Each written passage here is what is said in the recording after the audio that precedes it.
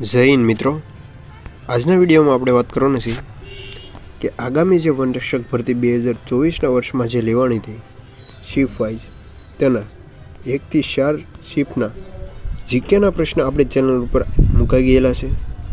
તો હજુ સુધી તમે જો તે વિડીયો નથી જોયો તો સૌથી પહેલાં તે વિડીયો જોઈ લેજો. આજના જે વિડીયોમાં છે તે શિફ્ટ 5ના પ્રશ્ન છે.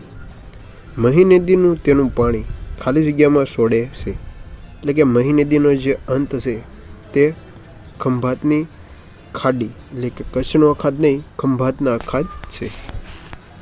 પ્રશ્ન નંબર 2, નિમ્નલિખિતમાંથી કઈ કલમ ભારતીય બંધારણ મુજબ રાષ્ટ્રીય ન્યાયિક નિમણૂક પંચ બાદ કાઢી નાખવામાં આવી છે તેનો ઉલ્લેખ કરે છે? 124A. નીચેનામાંથી કયું હાથશાળાના વિકાસ માટે ગુજરાત સરકારનું ઉપક્રમ છે? ગરવી. ત્યાર પછી મિત્રો 1947માં ભારતની આઝાદી પછી માહિતી અને પ્રસારણ મંત્રાલય માટે નીચેનામાંથી કોણે શપથ લીધી હતી? સરદાર વલ્લભભાઈ પટેલ. નીચેનામાંથી કઈ સંસ્થાએ ગુજરાતમાં રાજ્યના નૃત્ય સ્વરૂપે ગરબાને ભારતમાં અમૃત સાંસ્કૃતિક વારસાનો દરજ્જો આપ્યો છે?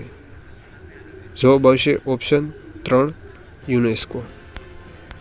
પ્રશ્ન નંબર 7, નીચેનામાંથી કયો શબ્દ ભારતીય બંધારણની પ્રસ્તાવનાનો ભાગ નથી?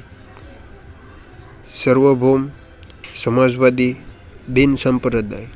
જ્યારે સંઘ રાજ્યો છે તે બંધારણની પ્રસ્તાવનાનો ભાગ નથી, એટલે કે ઓપ્શન ડી આવશે. પ્રશ્ન નંબર 8, નીચેનામાંથી કયા પ્રાણીનું મગજ ખૂબ જ વિકસિત હોય છે? પ્રાઇમેટસ. ઓપ્શન એ, તેનું મગજ ખૂબ જ વિકસિત હોય છે. પ્રશ્ન નંબર 9, ધરતીકંપ અને જ્વાળામુખી ફાટવાના કારણે સમુદ્રનું તળિયું એકાએક ખસી આવે છે, જેના પરિણામે સમુદ્રનું પાણી ઊંચા મોજા પરિણામે સેદે છે, જેને ખાલી જગ્યા કહેવાય છે. તો તેને સુનામી કહેવાય છે. ઓપ્શન 3. ત્યાર પછી પ્રશ્ન number 11, vibrant Gujarat global summit 2024ની થીમ શું હતી? ગેટવે ટુ ધ ફ્યુચર, એટલે કે આપણે 2026ની યાદ રાખવાની. જો તમને ખ્યાલ હોય તો કોમેન્ટમાં જણાવી દેજો. થાપોડીને નીચેનામાંથી કયા વર્ષમાં ભારત સરકાર દ્વારા પ્રાથમિક રીતે સંવેદનશીલ આદિવાસી જૂથની માન્યતા મળી? 1970માં કાથોડીને આદિવાસી જૂથનો ન્યાય આપવામાં આવેલો છે, એટલે કે ઓપ્શન બી. પ્રશ્ન નંબર 14, ગુજરાત રાજ્યમાં નીચે પૈકી કયા સ્થાનિક નજીક કાપની જાડાઈ સૌથી વધુ છે? તો ખંભાતનગર, ખંભાત જ્યાં આવેલો છે ત્યાં કાપની જમીન સૌથી વધારે જાડાઈ આવેલી છે. પ્રશ્ન નંબર 15, ભારતનું કયું રાજ્ય દિવ્યાંગો માટેના વિભાગ સ્થાપના પ્રથમ રાજ્ય બન્યું છે? Option B, Maharashtra. પ્રશ્ન નંબર 16, સુજલામ સુફલામ સિંચાઈ યોજના નીચેનામાંથી ભારત દેશના કયા રાજ્યમાં આવેલા અનેક ગામોની સિંચાઈ પૂરી પાડે છે? ગુજરાત. ઓપ્શન 3. પ્રશ્ન નંબર 17, નીચેનામાંથી કયા ખાદ્ય પદાર્થમાં ઓક્ઝેલિક એસિડ હોય છે? તો ઓક્ઝેલિક એસિડ ઓપ્શન ડી, પાલકમાં હોય છે.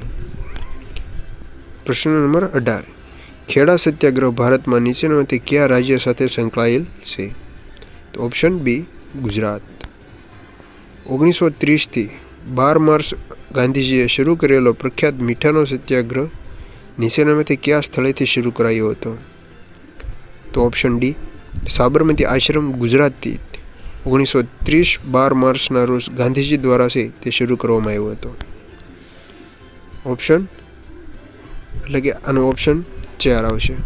પ્રશ્ન નંબર 20, ભારતીય બાયસન નીચેનામાંથી કઈ રમતના માસ્ટરો સાથે સંકળાયેલા છે? તો 37મી નેશનલ ગેમ્સ 2023 સાથે સંકળાયેલા છે. પ્રશ્ન નંબર 21, નીચેનામાંથી કઈ ચળવળતું નેતૃત્વ મહાત્મા ગાંધીજીએ કર્યું નથી?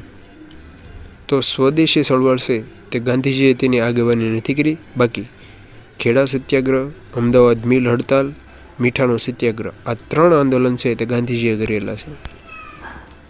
પ્રશ્ન નંબર 22. ભારતીય બંધારણની કલમ 174 હેઠળ રાજ્યની કારોબારી સત્તા ખાલી જગ્યાને સોંપવામાં આવેલી છે. ઓપ્શન 3.